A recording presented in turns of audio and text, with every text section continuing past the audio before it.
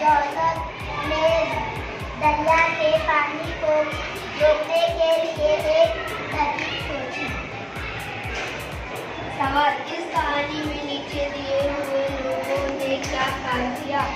Number 1, Joseph के पास से गुजरने वाले शख्स, उस शख्स ने बस्ती के लोगों को बुलाया। नंबर 2, नौजवान लड़के जोसेफ को बड़ी तेजी से बना ले गए।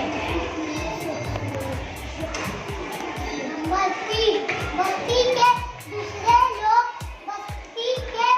लोगों ने दीवार का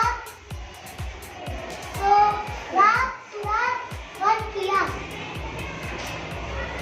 नंबर 4, डॉक्टरों ने जोसेफ का इलाज बड़ी मेहनत और तवज्जो से किया।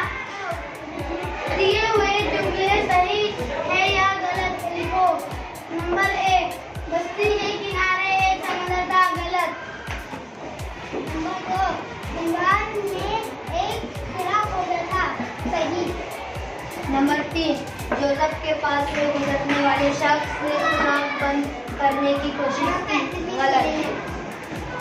नंबर 4, नौजवान लड़कों ने जोसेफ को फौरन उसके घर पहुंचा दिया, गलत। नंबर 5, बस्ती के लोगों ने सुराग बंद कर दिया, सही।